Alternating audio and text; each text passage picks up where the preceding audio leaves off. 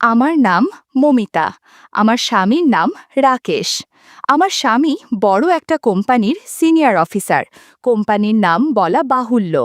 আমার দুইটা সন্তান, এক ছেলে আর এক মেয়ে। আমার সুখের সংসার। টাকা পয়সার কোনো অভাব নাই। স্বামী আর আমার লাইফ ভালোই কাটছে।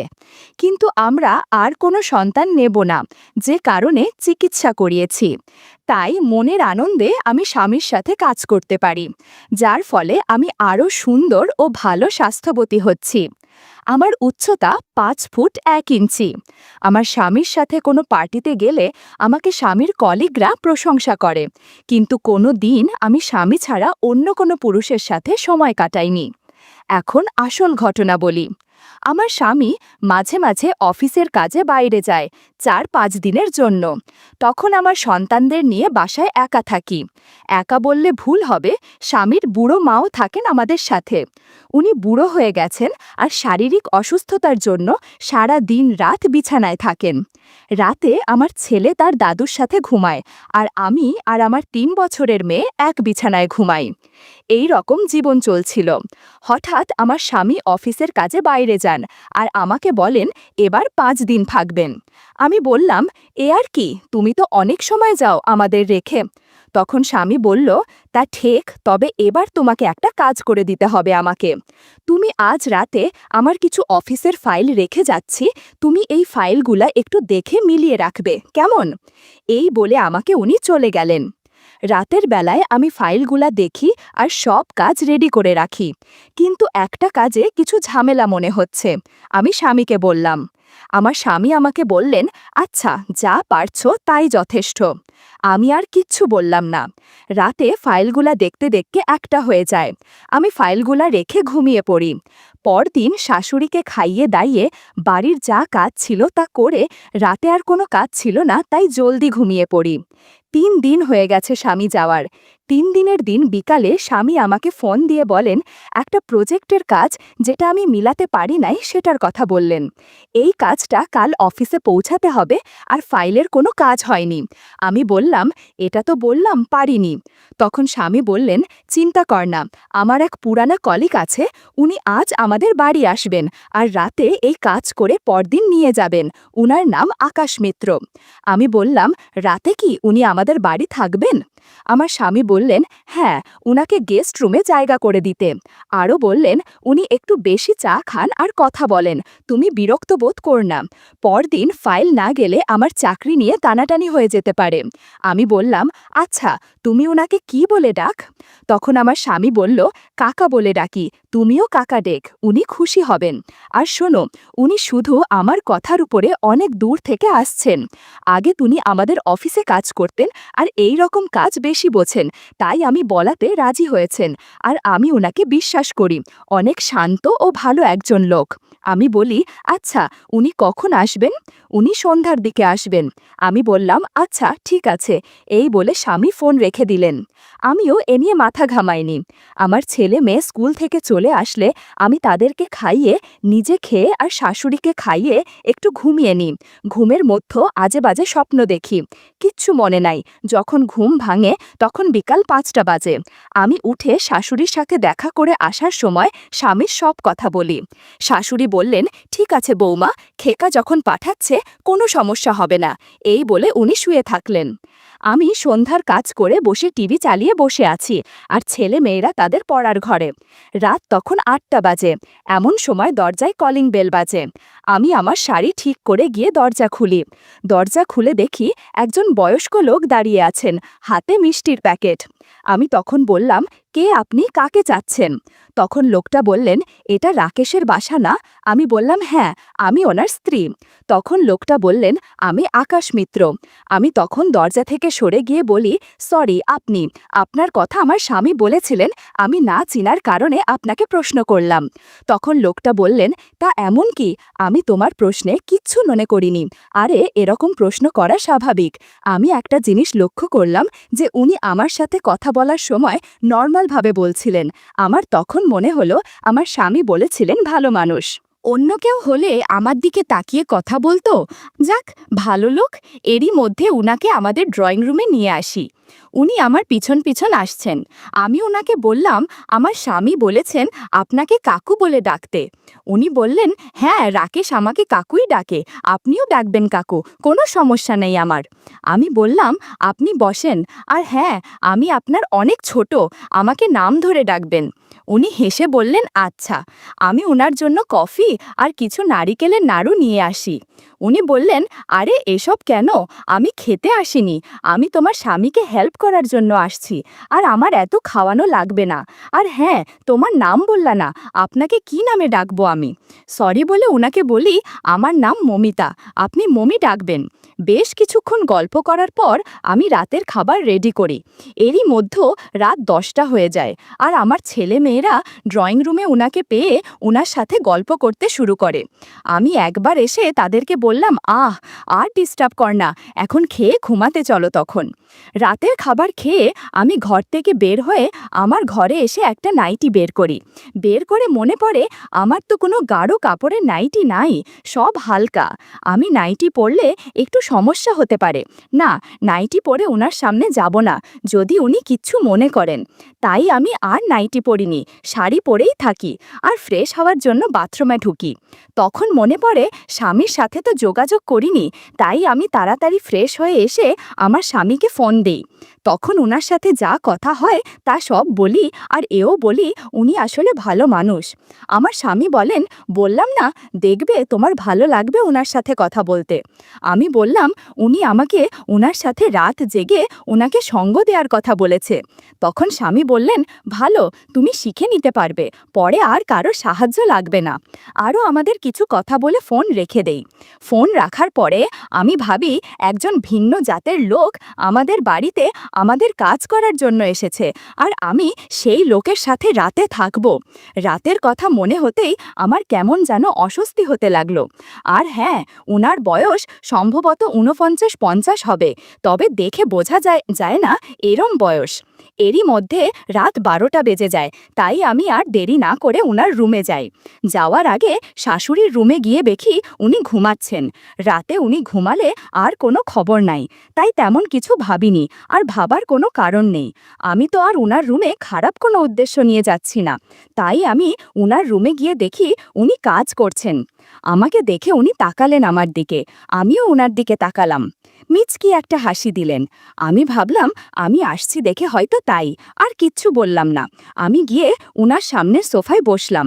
উনি আমার দিকে আবার তাকিয়ে বললেন, কাকু, মমি, চাইলে এ কাজ তুমি করতে পারতে, এ তো কোনো সমস্যা নাই, প্রায় কাজ করা। আর তোমার স্বামী আমাকে ফোন করেছে, আমার থাকা খাওয়ার কথা বলছে। আমি বলে দিয়েছি আমি খেতে আসিনি, আমি আমার কলিগের কথা রাখতে আসছি, কোনো চিন্তা যেন না করে। আসলে তোমার স্বামী তোমাকে খুব ভালোবাসে, তাই না? কেমনভাবে আমার দিকে তাকিয়ে কথাগুলো বললেন। আমি একটু লজ্জা ভাব নিয়ে বললাম, হ্যাঁ, ও আমাকে খুব ভালোবাসে, আর আমিও আমার স্বামীকে ভালোবাসি। তাই শুনে কাকু বললেন, আচ্ছা ঠিক আছে, তুমি দেখ আমি কাজ করছি। আমি দেখতে লাগলাম ওনার কাজ। উনি এক মনে কাজ করছেন। এরই মধ্যে আমি একবার দুবার গিয়ে ওনার জন্য কফি নিয়ে আসি, সাথে আমার জন্য নিয়ে আসি। রাত তখন 2টা। কাকু বললেন, তোমাকে কষ্ট দেওয়ার জন্য দুঃখিত। আমি বললাম, না কাকু, কোনো সমস্যা নাই। আচ্ছা কাকু, আর কত বাকি? কাকু বললেন, এখন তোমাকে শেখাতে হবে, এটুকুই বাকি। আমি ওনার কাজ দেখে অনেকটা বুঝে গেছি, তাই উনি আমার পাশে বসে ফাইলটা খুলে আমাকে বলতে লাগলেন, মানে শেখাতে লাগলেন। আমিও মনোযোগ দিয়ে উনার কাজ করার ফাইলটা শিখছি। উনার হাত নাড়ানোর সময় একবার আমার হাতে স্পর্শ লাগে। আমি কিচ্ছু মনে করিনি, বা উনিও তেমন গুরুত্ব দিলেন না। জানি না উনি ইচ্ছা করে করলেন নাকি অনিচ্ছায় লাগলো। আমাকে কাজ দেখাচ্ছেন, আর আমার সাথে অনেক ধরনের আলাপ করছেন, এমনকি আমাদের সংসারের কয়জন সদস্য আমরা কোথাও ঘুরতে যাই কিনা উইকেন্ডে। এইভাবে কথা বলতে বলতে কাজ দেখানো ও কাজ শেখানো হয়ে গেল। পরে উনি বললেন, মমি, আমাকে আর 1 কাপ কফি দিও, আর একটা লুঙ্গি দিও। আমি তখন বললাম, কাকু, আমাদের ঘরে লুঙ্গি নাই, তবে আপনাকে আমার স্বামীর একটা ধুতি দিতে পারি, যদি আপনি পরেন। কাকু বললেন, আমি প্যান্ট পরে ঘুমাতে পারি না, তাই আমাকে লুঙ্গি পরতে হবে, কিন্তু আমি যে কখনো ধুতি পরিনি, আচ্ছা নিয়ে আস দেখি। এই বলে আমি গিয়ে আগে ওনাকে ধুতি দিয়ে কফি বানাতে যাই। কফি নিয়ে এসে দেখি কোনো মতে একটা গিট দিয়ে পরে আছেন ধুতিটা। আমি দেখে হাসতে থাকি। কাকু বললেন, হাস কেন, ধুতি পরা হয়নি? আমি বললাম, না কাকু, আপনি পড়তে পারছেন না। কাকু বললেন, কি করব বল? আমি বললাম, আমি আপনাকে পরিয়ে দেব, আপনি আসেন, আমি দাঁড়িয়ে আছি।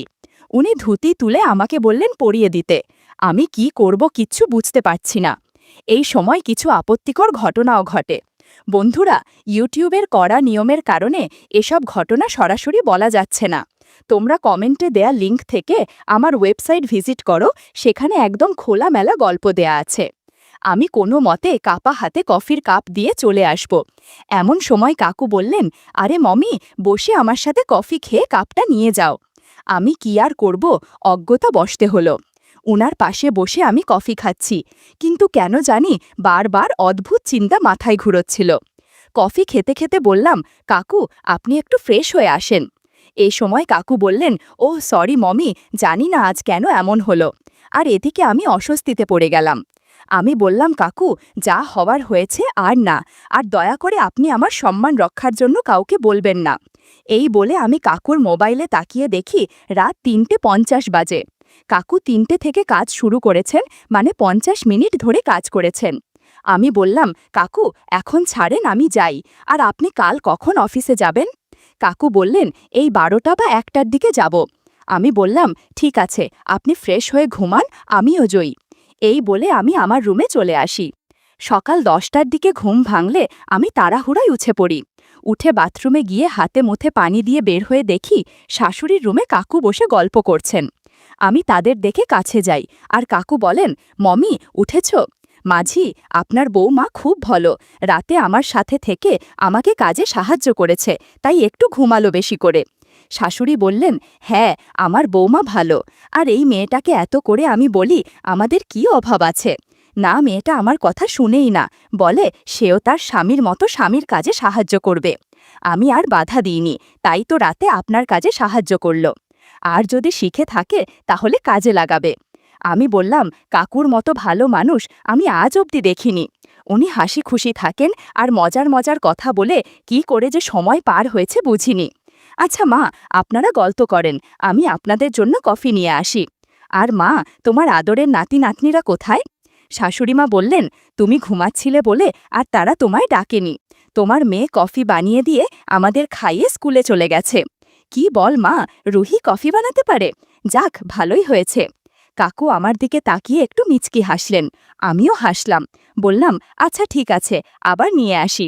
এই বলে আমি কফি বানাতে যাই, কফি নিয়ে আসি।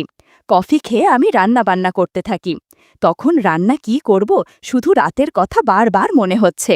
আমি কি করলাম? মনে মনে হাসি, আর এরই মধ্যে রান্না হয়ে গেল।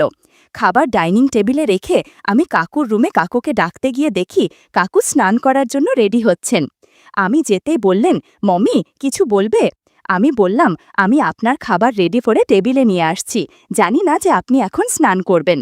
কাকু বললেন, পরে খাবো ভাত, আর রাতে যে খাবার খেয়েছি তাতে আমার পেট ভরে আছে, বলে হাসতে থাকেন।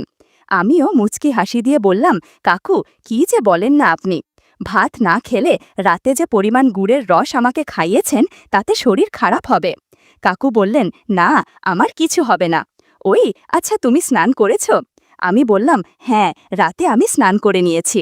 তখন কাকু বললেন, আরে রাতে কি এমন স্নান করলে মমি, আমার আরেকটা কথা রাখবে?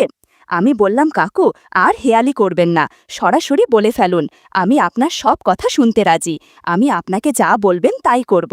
কাকু বললেন, মমি, আমার বাথরুমে চলো, একটা নলে পানি আটকে আছে, বের হচ্ছে না, অনেক শক্ত হয়ে আছে। আমি বললাম, কাকু, এখন দিনের বেলা ট্যাপ ঠিক করা মনে হয় ঠিক হবে না, শাশুড়িমা ঘরে আছে, শব্দে তার ঘুম ভেঙে যাবে। কাকু বললেন, আরে তোমার শাশুড়িকে আমি ওষুধ খাইয়েছি, আমাকে বলেছিলেন ওষুধ দিতে, তাই ওষুধ দিতে দেখলাম ঘুমের ওষুধ আছে, আমি তাকে একটা দিই, আর এতক্ষণে হয়তো ঘুমিয়ে গেছেন। একটু পর দুজনে বাথরুমের ট্যাপ ঠিক করতে ঢুকে পড়ি। ঘণ্টাখানেক পর ট্যাপ ঠিক করতে করতে অবশেষে জল আসতে শুরু করে। মনে হলো অনেকক্ষণ ধরে যুদ্ধ করেছি, অনেক ক্লান্ত লাগছিল। আমি বললাম, কাকু, চলেন খাবার খেয়ে নিই। আমি আমার রুমে গিয়ে ফ্রেশ হয়ে নিলাম। এরপর খাবার টেবিলে গিয়ে দেখি কাকু বসে আছেন। সরি কাকু, দেরি হয়ে গেল, শুরু করেন। এই বলে কাকুকে খাবার বেড়ে দিই, আমার জন্য বেড়ে খাওয়া শুরু করি। কাকু কিছু বলছেন না, খাওয়ার দিকে মনোযোগ দিয়ে খাচ্ছেন। আমি বললাম, কাকু খাবার কি ভালো হয়নি? কাকু বললেন, না তা কেন হবে, কত সুস্বাদু খাবার, এরকম খাবার আমি জীবনেও খাইনি। আমাদের খাওয়া শেষ হলে কাকু বলেন, আর দেরি করা যাবে না, আমি গেলাম ফাইল নিয়ে, আর রাকেশের সাথে ফোনে কথা বলতে হবে বলে রাকেশকে ফোন দিলেন। আমি মুচকি মুচকি হাসি। তখন কাকু বললেন, এখন আমি অফিসে যাচ্ছি বলে ফোন রেখে দেন। কাকু চলে গেলে আমি ফোন দিই স্বামীকে। রাকেশ আমার ফোন ধরে বলে, কাকু আজ থাকবে, আর হ্যাঁ, তুমি নাকি বলছো ভালো লোক কাকু। আমি বিকালে আসব, আর শুনো, কাকুর যেন কোনো কিছুতে কমতি না হয়। আমি বললাম, কাকুর কিছু হবে না, কাকুকে আমি চোখে চোখে রাখছি, আর কাকুর মতো ভালো লোক তোমার আর একাট ফ্রেন্ডও নাই। যে কটা আছে সবাই আমাকে দেখলে আমার দিকে তাকিয়ে থাকে। আর কাকু কত ভালো, রাতে কাকুর সাথে কাজ করলাম, কথা বললাম, আজ খাওয়ালাম, কাকু আমার দিকে তাকলেনি না, কোনো প্রয়োজন ছাড়া আমার দিকে তাকায়নি এখন পর্যন্ত। রাকেশ বলল, আরে ওনার মতো মানুষ হয় না, তাই তো, আচ্ছা রাখছি, কাজে আছি, পরে কথা হবে। আমি ঘরের কাজ করতে লাগলাম। দেখতে দেখতে রাত হয়ে এলো, তখন 10টা বাজে। শাশুড়ির ঘরে একবার গিয়ে আমি দেখলাম তিনি ঘুমাচ্ছেন। তবুও আমি ডেকে তুলে বললাম, মা, আপনার ওষুধ খেয়েছেন? তখন বললেন, হ্যাঁ খেয়েছি, আর খুব ঘুম পাচ্ছে, আমি ঘুমাবো। আমি বললাম, কাকু আসলে ওনাকে খাইয়ে আমিও ঘুমাবো। এরই মধ্য কলিং বেল বাজলে আমি উঠে গিয়ে দরজা খুলে দিই। খুলে দেখি কাকু। আমি রাগের ভাব করে বললাম, এত রাত পর্যন্ত কোথায় ছিলেন? উনি হয়তো আমার রাগ করা ধরে ফেলেছেন, তাই আমাকে বললেন, মমি, আমার পুরানো এক বন্ধুর সাথে দেখা হলো, তাই সে আমাকে তার বাসায় নিয়ে গিয়েছিল, আর আমি সেখানে খেয়ে এসেছি, আমার উপর রাগ কর না। আমি বললাম, আচ্ছা আচ্ছা, আর বলতে হবে না, খেয়ে আসবেন, আমাকে আগে বলতে পারতেন, আমি আপনার জন্য কত খাবার রেডি করেছি। এসব খাবার ফ্রিজে রেখে দাও, আজ অন্য খাবার খাবো। আমি বললাম, কাকু আপনি রুমে যান, আমি কিছু খেয়ে আপনার জন্য কফি নিয়ে আসছি। কাকু নিজের রুমে গেলেন, আর বললেন, বেশি দেরি করবে না, রাত প্রায় 11:30 বাজে, আজ অনেক কাজ করব। আমি মুচকি হাসি দিয়ে চলে গেলাম, গিয়ে তাড়াতাড়ি কিছু খেয়ে কফি বানাতে শুরু করি। কফি বানিয়ে আমি আমার রুমে গিয়ে একটা হালকা নাইটি পরে কফি নিয়ে কাকুর রুমে গেলাম। কাকু আমাকে বললেন, আরে আজ তোমাকে ভীষণ সুন্দর লাগছে। আমি বললাম, ভালো হয়নি? কাকু বললেন, ভালো মানে সব ভালো লাগছে। এরপর আমরা কাজ করতে শুরু করি। এত কাজ শেষ হচ্ছিল না, পরে আমি ভোর 5টার দিকে আমার রুমে আসি। অনেক ক্লান্ত লাগছিল, তাই স্নান করে একটু বিশ্রাম। আমার স্বামী না আসা অবধি কাকু রাত দিন সময় পেলেই আমার সাথে অনেক কাজ করেছেন। বন্ধুরা, ইউটিউবের গল্পগুলো শুনে মজা না পেলে আমার ওয়েবসাইটে দেয়া গল্পগুলো শুনতে পারো। সেখানে প্রতিদিন খোলামেলা গল্প আপলোড করা হয়। কমেন্টে ওয়েবসাইটের লিংক দেয়া আছে।